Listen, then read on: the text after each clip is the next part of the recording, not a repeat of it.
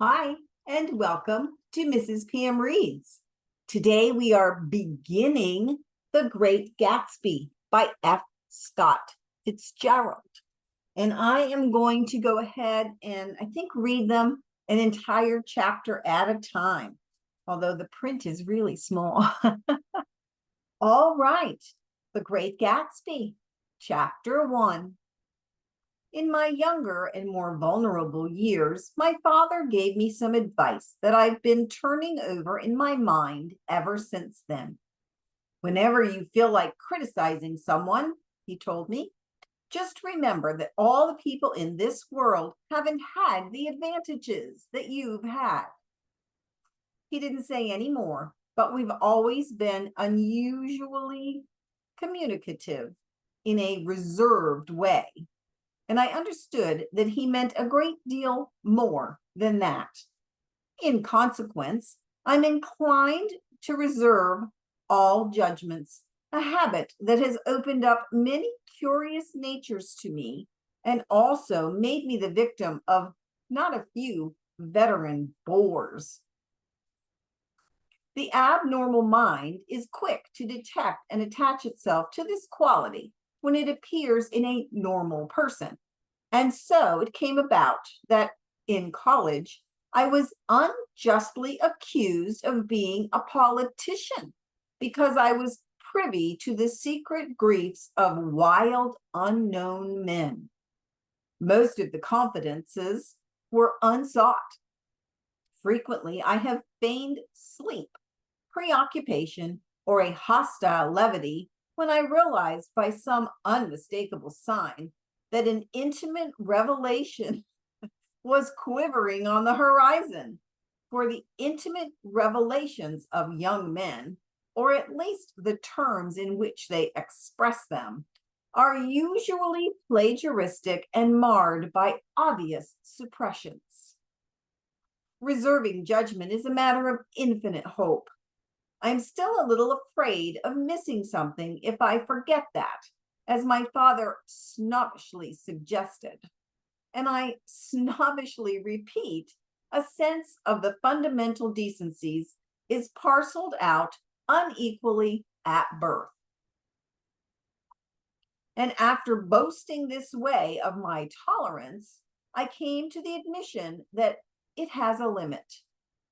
Conduct may be founded on the hard rock or the wet marshes, but after a certain point, I don't care what it's founded on. When I came back from the East last autumn, I felt that I wanted the world to be in uniform and at a sort of moral attention forever. I wanted no more riotous excursions or privileged glimpses into the human heart. Only Gatsby, the man who gives his name to this book, was exempt from my reaction. Gatsby, who represented everything for which I have an unaffected scorn. If personality is an unbroken series of successful gestures, then there was something gorgeous about him, some heightened sensitivity to the promises of life, as if he were related to one of those intricate machines that registered earthquakes 10,000 miles away. This responsiveness had nothing to do with that flabby impressionist, which is dignified under the name of the creative temperament. It was an extraordinary gift for hope, a romantic readiness, such as I've never found in any other person, and which is not likely I shall ever find again. No, Gatsby turned out all right at the end. It is what preyed on Gatsby, what foul dust floated in the wake of his dreams, that temporarily closed out my interest in the abortive sorrows and short-winded elations of men. My family have been prominent, well-to-do people in this middle Western city for 3 generations. The Carraways are something of a clan, and we have a tradition that we are descended from the Dukes of Buccleuch.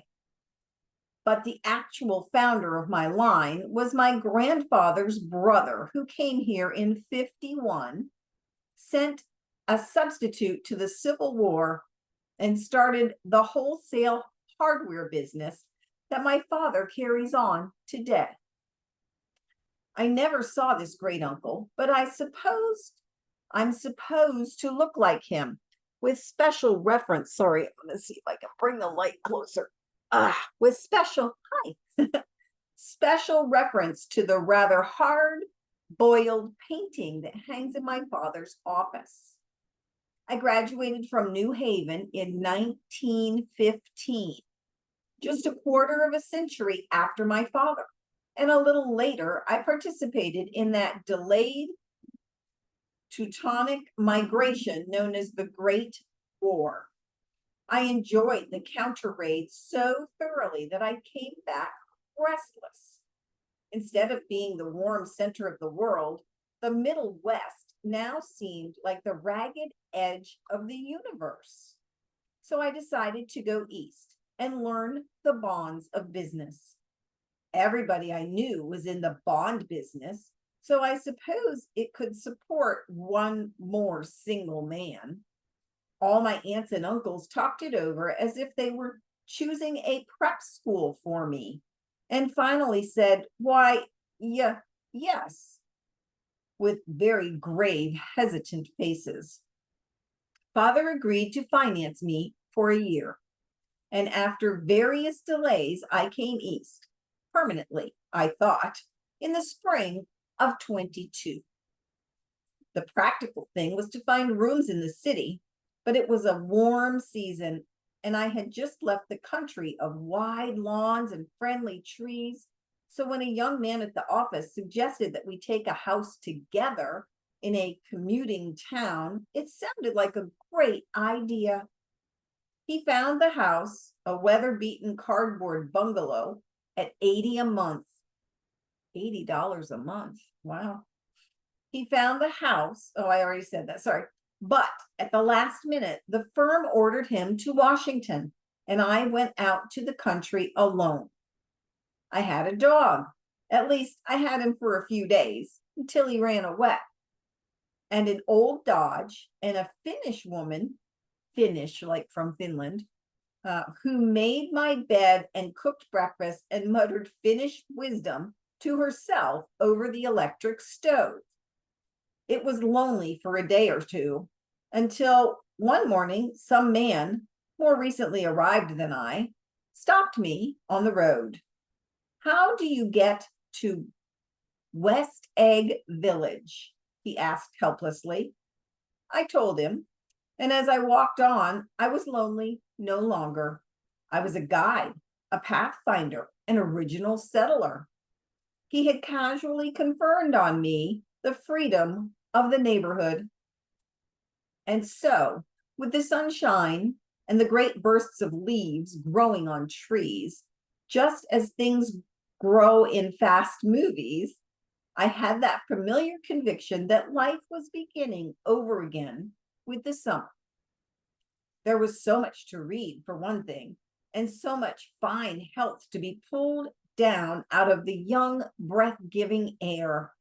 I bought a dozen volumes on banking and credit and investment securities, and they stood on my shelf in red and gold like new money from the mint, promising to unfold the shining secrets that only Midas and Morgan and Maecenas knew. And I had the high intention of reading many other books beside. I rather was a literary in college. One year, I wrote a series of very solemn and obvious editorials for the Yale News. And now I was going to bring back all such things into my life and become again the most limited of all specialists, the well-rounded man. This isn't just an epigram. Life is much more successfully looked at from a single window, after all. It was a matter of chance that I should have rented a house in one of the strangest communities in North America. It was on the slender, riotous island, which extends itself due east of New York, and where there are, among other natural curiosities, two unusual formations of land. 20 miles from the city, a pair of enormous eggs, identical in contour and separated only by a courtesy bay, just out into the most domesticated body of salt water in the Western Hemisphere, the great wet barnyard of Long Island Sound. They are not perfect ovals. Like the egg in the Columbus story, they are both crushed flat at the contact end. But their physical resemblance must be a source of perpetual confusion to the gulls that fly overhead. To the wingless, a more arresting phenomenon is their dissimilarity in every particular except shape and size.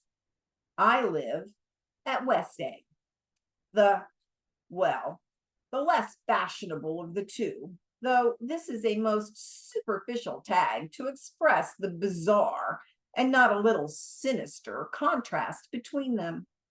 My house was at the very tip of the egg, only 50 yards from the Sound, and squeezed between two huge places, but rented for 12 or 15,000 a season.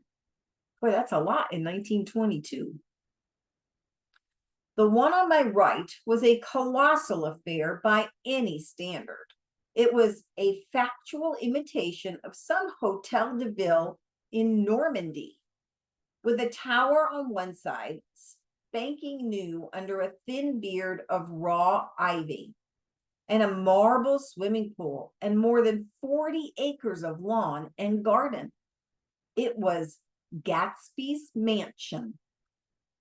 Or rather, as I didn't know Mr. Gatsby, it was a mansion inhabited by a gentleman of that name. My own house was an eyesore.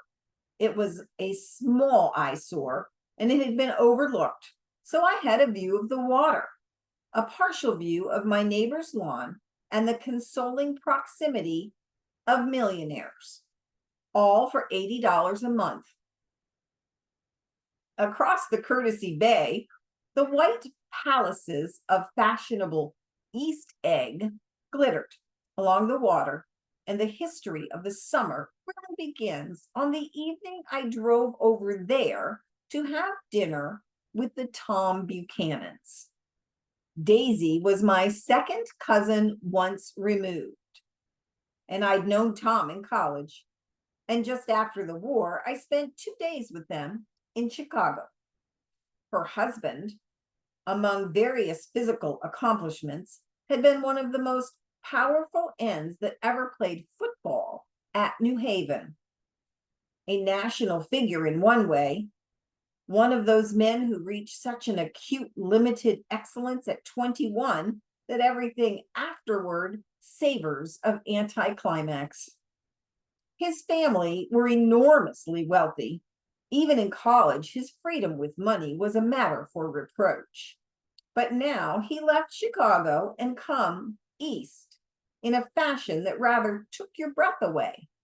For instance, he brought down a string of polo ponies from Lake Forest. It was hard to realize that a man in my own generation was wealthy enough to do that. Why they came east, I don't know.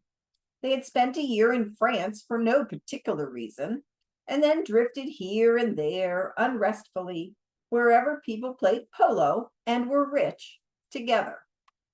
This was a permanent move, said Daisy over the phone, but I didn't believe it.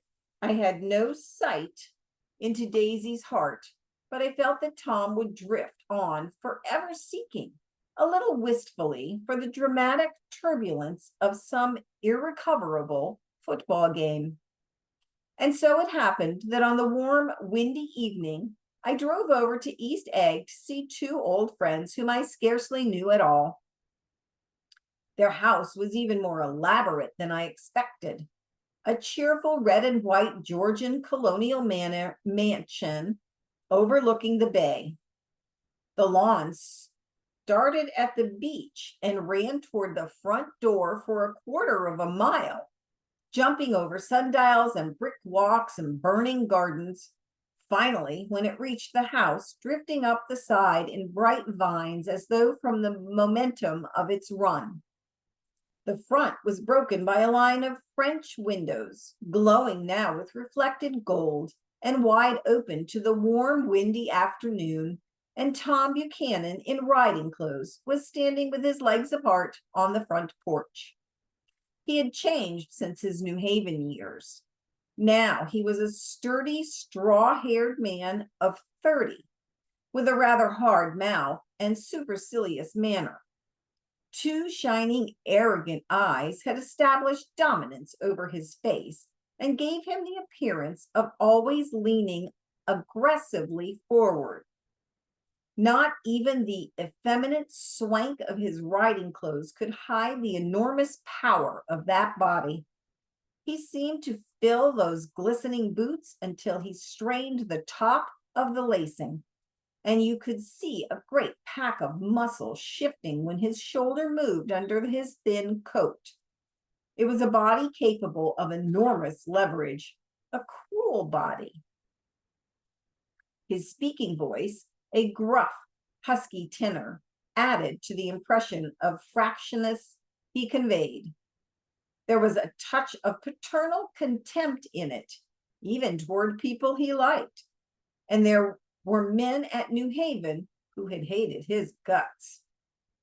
Now, don't think my opinion on these matters is final, he seemed to say, just because I'm stronger and more of a man than you are. We were in the same senior society, and while we were never intimate, I always had the impression that he approved of me and wanted me to like him with some harsh, defiant wistfulness of his own. We talked for a few minutes on the sunny porch. I've got a nice place here, he said, his eyes flashing about restlessly. Turning me around by one arm, he moved a broad, flat hand along the front vista, including in its sweep a sunken Italian garden, half an acre deep, pungent roses, and a snub-nosed motorboat that bumped the tide offshore. It belonged to Demain, the oil man. He turned me around again, politely and abruptly. We'll go inside. We walked through a high hallway into a bright, rosy-colored space, fragilely bound together into the house by French windows at either end. The windows were ajar and gleaming white against the fresh grass outside that seemed to grow a little way into the house. A breeze blew through the room, blew curtains in at one end and out the other like pale flags, twisting them up toward the frosted wedding cake of the ceiling, and then rippled over the white wine-colored rug, making a shadow on it as wind does on the sea. The only completely stationary object in the room was an enormous couch on which two young women were buoyed up as though upon an anchored balloon. They were both in white, and their dresses were rippling and fluttering as if they had just been blown back in after a short flight around the house. I must have stood a few moments listening to the whip and snap of the curtains and the groan of the picture on the wall. Then there was a boom as Tom Buchanan shut the rear window and caught the wind dead out about the room, and the curtains and the rugs and the two young women ballooned slowly to the floor. The younger of the two was a stranger to me. She was extended full length at her end of the divan, completely motionless and with her chin raised a little, as if she were balancing something on it. That's more than a little, which was quite likely to fall. If she saw me out of the corner of her eye, she gave no hint of it. Indeed, I was almost surprised into murmuring an apology for having disturbed her by coming in. The other girl, Daisy, made an attempt to rise. She leaned slightly forward with a conscientious expression. Then she laughed, an absurd, charming little laugh, and I laughed too and came forward into the room. I'm paralyzed with happiness. She laughed again as if she said something very witty and held my hand for a moment, looking up into my face, promising that there was no one in the world she so much wanted to see. That was a way she had. She hinted in a murmur that the surname of the balancing girl was Baker. I've heard it said that Daisy's murmur was only to make people lean toward her, an irrelevant criticism that made it no less charming. At any rate, Miss Baker's lips fluttered. She nodded at me almost imperceptibly, and then quickly tipped her head back again. The object she was balancing had obviously tottered a little and given her something of a fright. Again, a sort of apology arose to my lips. Almost any exhibition of complete self-sufficiency draws a stunned tribute from me. I looked back at my cousin, who began to ask me questions in her low, thrilling voice. It was the kind of voice that the ear follows up and down, as if each speech is an arrangement of notes that will never be played again. Her face was sad and lovely, with bright things in it, bright eyes and a bright, passionate mouth, but there was an excitement in her voice that men who had cared for her found difficult to forget. A singing compulsion, a whispered listen, a promise that she had done gay, exciting things just a while since, and that there were gay, exciting things hovering in the next hour. I told her how I had stopped off in Chicago for a day on my way east, and how dozens of people sent their love through me. Did they miss me? She cried ecstatically. The whole town is desolate. All the cars have left rear wheel painted black as a mourning wreath, and there's a persistent wail all night along the North Shore. How gorgeous. Let's go back, Tom, tomorrow. Then she added irrelevantly, you ought to see the baby. I'd like to. She's asleep. She's 3 years old. Haven't you ever seen her? Never. Well, you ought to see her. She's Tom Buchanan, who had been hovering restlessly about the room, stopped and rested his hand on my shoulder. What you doing, Nick? I'm a bondman. Who with? I told him. Never heard of them, he remarked decisively. This annoyed me. You will, I answered shortly. You will, if you stay in the East. Oh, I'll stay in the East, don't you worry, he said, glancing at Daisy and then back at me, as if he were alert for something more. I'd be a GD fool to live anywhere else. At this point, Miss Baker said, absolutely, with such suddenness that I started. It was the first word she had uttered since I came into the room. Evidently, it surprised her as much as it did me, for she yawned and with a series of rapid, deft movements, stood up into the room. I'm stiff, she complained. I've been lying on that sofa for as long as I can remember. Don't look at me, Daisy retorted. I've been trying to get you to New York all afternoon. No, thanks, said Miss Baker to the 4 cocktails just in from the pantry. I'm absolutely in training. Her host looked at her incredulously. You are? He took down his drink as if it were a drop in the bottom of a glass. How you ever get anything done is beyond me. I looked at Miss Baker, wondering what it was she got done. I enjoyed looking at her. She was slender, small-breasted girl with an erect carriage, which she accentuated by throwing her body backward at the shoulders like a young cadet. Her son Her son's strained eyes looked back at me with polite reciprocal curiosity out of a yawn. Charming, discontented face. It occurred to me now that I had seen her, or a picture of her, somewhere before. You live in West Egg? She remarked contemptuously. I know somebody there. I don't know a single. You must know Gatsby. Gatsby? Demanded Daisy. What Gatsby? Before I could reply that he was my neighbor, dinner was announced. Wedging his tense arm imperatively under mine, Tom Buchanan compelled me from the room as though he were moving a checker to another square.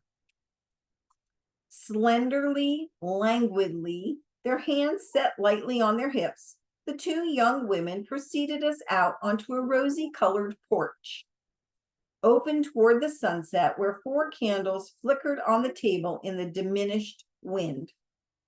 Why candles? Objected Daisy, frowning. She snapped them out with her fingers. In 2 weeks, it'll be the longest day of the year. She looked at us radiantly. Do you always watch for the longest day of the year and then miss it? I always watch for the longest day in the year and then miss it.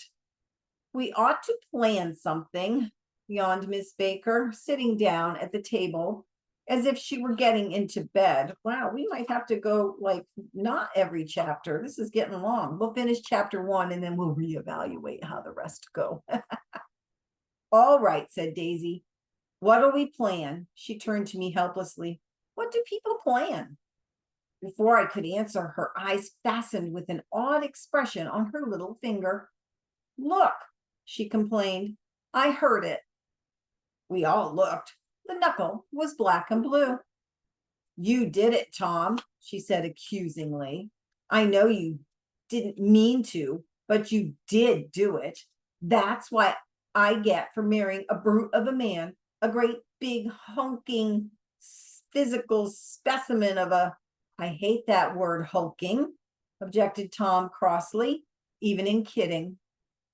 Hulking, insisted Daisy. Sometimes she and Miss Baker talked at once, unobtrusively, and with a bantering inconsequence that was never quite chatter, that was as cool as their white dresses and their impersonal eyes in the absence of all desire. They were here, and they accepted Tom and me, making only polite, pleasant effort to entertain or to be entertained. They knew that presently dinner would be over, and a little later the evening too would be over and casually put away.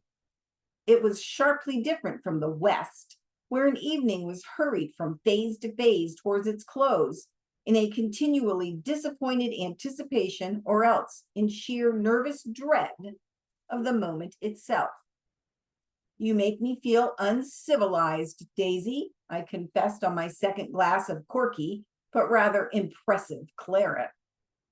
Can't you talk about crops or something? I meant nothing in particular by this remark, but it was taken up in an unexpected way. Civilization's going to pieces, broke out Tom violently. I've gotten to be a terrible pessimist about things. Have you read The Rise of the Colored Empires by this man Goddard? I'm not familiar with that. Why, no, I answered, rather surprised by his tone. Well, it's a fine book, and everybody ought to read it. The idea is, if we don't look, oh boy, sorry, if we don't look out, the white race will be utterly submerged. It's all scientific stuff. It's been proved. Remember, this is 1922. Millionaires in New York. Okay. Tom's getting very profound, said Daisy with an expression of unthoughtful sadness. He reads deep books with long words in them. What was that word Well, these books are all scientific, insisted Tom, glancing at her impatiently. This fellow has worked out the whole thing. It's up to us, who are the dominant race, to watch out, or these other races will have control of things. Again, I'm sorry, that's what's in the book. I know it's not a sign of the times in 2024 when I'm reading this, but 1922, apparently table talk. Okay. You ought to live in California, began Miss Baker, but Tom interrupted her by shifting heavily in his chair. I don't know what that's got to do with anything. This idea that we're Nordics. I am, and you are, and after an inestimable hesitation, he included Daisy with a slight nod, and she winked at me again. And we've produced all the things that go to make civilization. Oh, science and art and all that. Do you see? There was something pathetic in his concentration, as if his complacency, more acute than of old, was not enough to him anymore. When almost immediately the telephone rang, yay, inside, and the butler left the porch. Daisy seized upon the momentary interruption and leaned toward me. I'll tell you a family secret, she whispered enthusiastically. It's about the butler's nose. Do you want to hear about the butler's nose? That's why I came over tonight. Well, wasn't always a butler. He used to be the silver polisher for some people in New York that had a silver service for 200 people. He had to polish it from morning till night until finally it began to affect his nose. Things went from bad to worse, suggested Miss Baker. Yes, things went from bad to worse until finally he had to give up his position. For a moment, the last sunshine fell with romantic affection upon her glowing face. Her voice compelled me forward breathlessly as I listened. Then the glow faded, each light deserting her with lingering regret, like children leaving a pleasant street at dusk. The butler came back and murmured something close to Tom's ear, whereupon Tom frowned, pushed back his chair, and without a word went inside. As if his absence quickened something within her, Daisy leaned forward again, her voice glowing and singing. I love to see you at my table, Nick. You remind me of a rose, an absolute rose, doesn't he? She turned to Miss Baker for confirmation. An absolute rose. This was untrue. I am not even faintly like a rose. She was only extemporizing, but a stirring warmth flowed from her as if her heart was trying to come out to you, concealed in one of those breathless, thrilling words. Then suddenly she threw her napkin on the table and excused herself and went into the house. Miss Baker and I exchanged a short glance, consciously devoid of meaning. I was about to speak when she sat up alertly and said, "Shh," in a warning voice. A subdued, impassioned murmur was audible in the room beyond, and Miss Baker leaned forward, unashamed, trying to hear it. The murmur trembled on the verge of coherence, sank down, mounted excitedly, and then ceased altogether. This Mr. Gatsby you spoke of is my neighbor, I said. Don't talk. I want to hear what happens. Is something happening? I inquired innocently. You mean to say you don't know? Said Miss Baker, honestly surprised. I thought everybody knew. I don't. Why, she said hesitantly, Tom's got some woman in New York. Got some woman? I repeated blankly. Miss Baker nodded. She might have the decency not to telephone him at dinner time, don't you think? Almost before I had grasped her meaning, there was a flutter of a dress and the crunch of leather boots, and Tom and Daisy were back at the table. It couldn't be helped, cried Daisy with tense gaiety. She sat down, glanced searchingly at Miss Baker and then at me, and continued. I look outdoors for a minute, and it's very romantic outdoors. There's a bird on the lawn that I think must be a nightingale come over on the Connard or White Star Line. He's singing away. Her voice sang. It's almost romantic, isn't it, Tom? Very romantic, he said, and then miserably to me. If it's light enough after dinner, I want to take you down to the stables. The telephone rang inside, startling, and as Daisy shook her head decisively at Tom, the subject of the stables, in fact, all subjects, vanished into air. Among the broken fragments of the last 5 minutes at the table, I remember the candles being lit again, pointlessly, and I was conscious of wanting to look squarely at everyone and yet to avoid all eyes. I couldn't guess what Daisy and Tom were thinking, but I doubt if even Miss Baker, who seemed to have mastered a certain hearty skepticism, was able utterly to put this fifth guest's thrilled metallic urgency out of mind. To a certain temperate, the situation might have seemed intriguing. My own instinct was to telephone immediately for the police. The horses, needless to say, were not mentioned again. Tom and Miss Baker, with several feet of twilight between them, strolled back into the library as if a vigil beside a perfectly tangible body, while trying to look pleasantly interested and a little deaf. I followed Daisy around a chain of connecting verandas to the porch in front. In its deep gloom, we sat down side by side on a wicker settee.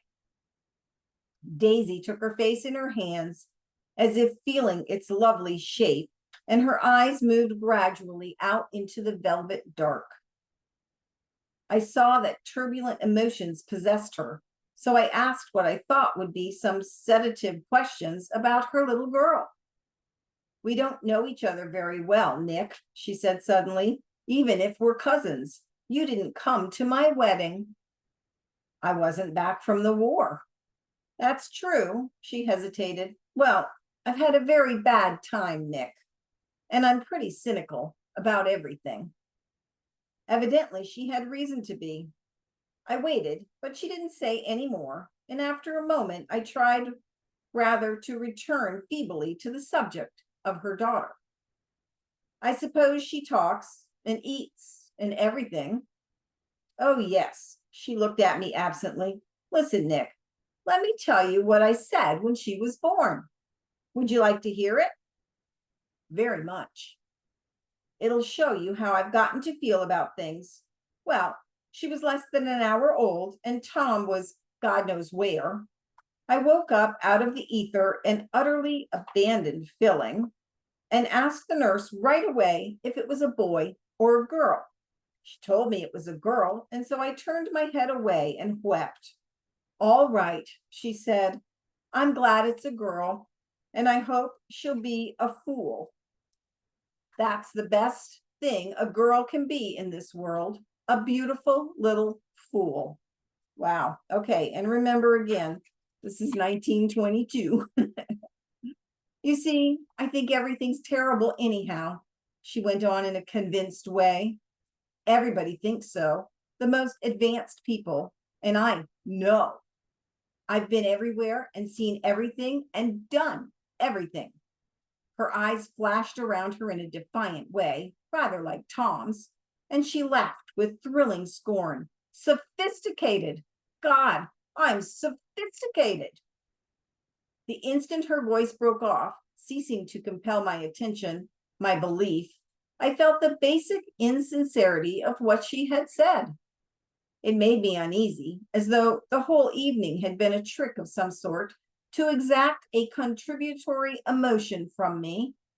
I waited, and sure enough, in a moment she looked at me with an absolute smirk on her lovely face, as if she had asserted her membership in a rather distinguished secret society to which she and Tom belonged. Inside the crimson room bloomed with light. Tom and Miss Baker sat at either end of the long couch, and she read aloud to him from the Saturday Evening Post, the words, murmurous and uninflected, running together in a soothing tune. The lamplight, bright on his boots and dull on the autumn leaf yellow of her hair, glinted along the paper as she turned a page with a flutter of slender muscles of her arms. When we came in, she held us silent for a moment with a lifted hand. To be continued, she said, tossing the magazine on the table, in our very next issue. Her body asserted itself with a restless movement of her knee, and she stood up. 10 o'clock, she remarked, apparently finding the time on the ceiling. Time for this good girl to go to bed. Jordan's going to play in the tournament tomorrow, explained Daisy, over at Westchester. Oh, you're Jordan Baker. I knew now why her face was familiar. Its pleasing, contemptuous expression had looked out at me from many pictures of the sporting life at Asheville and Hot Springs and Palm Beach. I had heard some story of her too, a critical, unpleasant story, but what it was, I had forgotten long ago. Good night, she said softly. Wake me at 8, won't you? If you'll get up. I will. Good night, Mr. Carraway. See you anon. Of course you will, confirmed Daisy. In fact, I think I'll arrange a marriage. Come over often, Nick, and I'll sort of, fling you together, lock you up accidentally in linen closets and push you out to sea in a boat and all that sort of thing. Good night, called Miss Baker from the stairs. I haven't heard a word. She's a nice girl, said Tom after a moment. They oughtn't to let her run around the country this way. Who oughtn't to? Inquired Daisy coldly. Her family. Her family is one aunt back 1,000 years old. Besides, Nick's going to look after her, aren't you, Nick? She's going to spend lots of weekends out here this summer. I think the home influence will be very good for her. Daisy and Tom looked at each other for a moment in silence. Is she from New York? I asked quickly. From Louisville. Our white girlhood was passed together there. Our beautiful white. Did you give Nick a little heart-to-heart talk on the veranda? Demanded Tom suddenly. Did I? She looked at me. I can't seem to remember, but I think we talked about the Nordic race. Yes, I'm sure we did. It sort of crept up on us, and the first thing you know, don't believe everything you hear, Nick, he advised me. I said lightly that I had heard nothing at all, and a few minutes later I got up to go home. They came to the door with me and stood side by side in a cheerful square of light. As I started my motor, Daisy peremptorily called, "Wait. I forgot to ask you something, and it's important. We heard you were engaged to a girl out west." That's right, corroborated Tom kindly. We heard that you were engaged. It's a libel. I'm too poor. But we heard it, insisted Daisy, surprising me by opening up again in a flower-like way. We heard it from 3 people, so it must be true. Of course, I knew what they were referring to, but I wasn't even vaguely engaged. The fact that gossip had published the banns was one of the reasons I had come east. You can't stop going with an old friend on accounts of rumors, and on the other hand, I had no intention of being rumored into marriage. Their interest rather touched me, and I made them less remotely rich. Nevertheless, I was confused and a little disgusted as I drove away. Interesting. It seemed to me that the thing for Daisy to do was to rush out of the house, child in arms, but apparently there were no such intentions in her head. As for Tom, the fact that he had some woman in New York was really less surprising than he had been depressed by a book. Something was making him nibble at the edge of stale ideas, as if his sturdy physical egotism was no longer nourished by his peremptory heart. Already it was deep summer on roadhouse roofs and in front of wayside garages where new red gas pumps sat out in pools of light. And when I reached my estate at West Egg, I ran the car under its shed and sat for a while on an abandoned grass roller in the yard. The wind had blown off, leaving a loud, bright night, with wings beating in the trees and a persistent organ sound as the full bellows of the earth blew the frogs full of life. The silhouette of a moving cat wavered across the moonlight, and turning my head to watch it, I saw that I was not alone. 50 feet away, a figure had emerged from the shadow of my neighbor's mansion and was standing with his hands in his pocket, regarding the silver pepper of the stars. Something in his leisurely movements and secure position of his feet upon the lawn suggested that it was Mr. Gatsby himself, come out to determine what share was his of our local heavens. I decided to call to him. Miss Baker had mentioned him at dinner, and that would do for an introduction. But I didn't call to him, for he gave a sudden intimation that he was content to be alone. He stretched out his arms towards the dark water in a curious way, and far as I was from him, I could have sworn he was trembling. Involuntarily, I glanced seaward and distinguished nothing except a single green light, minute and far away, that might have been at the end of a dock. When I looked once more, Mr. Gatsby had vanished, and I was alone again in the quiet darkness. I can't see how long that was. That's the end of chapter 1. I think oh my gosh, 47 minutes. Yeah. So the rest of the book, the chapters will be split. I apologize for the length. All right, you guys. Ooh, thank you for joining me. I will see you next time with a shorter video.